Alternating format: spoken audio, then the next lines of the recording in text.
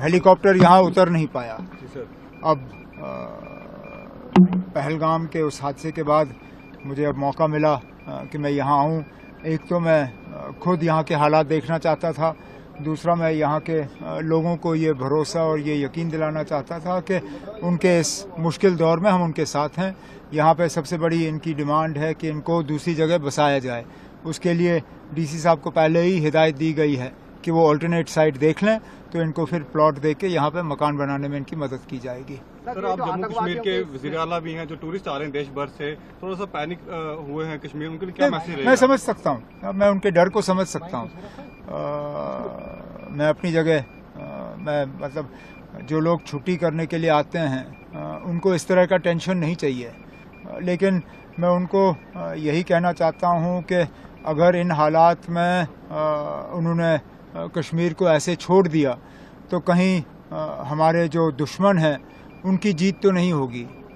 کیونکہ ظاہر سی بات ہے کہ اگر ٹورسٹ کو نشانہ بنایا گیا تو ان کا مقصد ہی یہ تھا کہ کہیں کشمیر سے جو ہے سارے ٹورسٹ نکل جانے چاہیے. لیکن جان سب کو پیاری ہوتی ہے, تو میری تو صرف ان سے یہی معتبانہ اپیل ہوگی کہ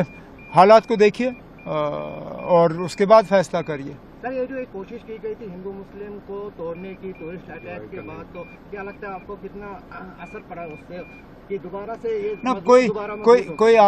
کوئی آپ کو یہ تو نہیں کہہ سکتا ہے کہ اثر نہیں ہوا. اثر ہوا ہے, ظاہر سی بات ہے ہوا ہے, لیکن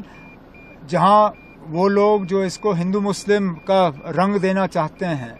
ان کو یہ بھی نہیں بھولنا چاہیے کہ ان 26 میں سے ایک نوجوان کا نام عابد تھا جنہوں نے اپنی جان کی پرواہ نہیں کی اور ٹورسٹوں کو بچانے کے لیے انہوں نے ایک اس ملیٹنٹ سے, ٹیررسٹ سے بندوق چھیننے کی کوشش کی. تو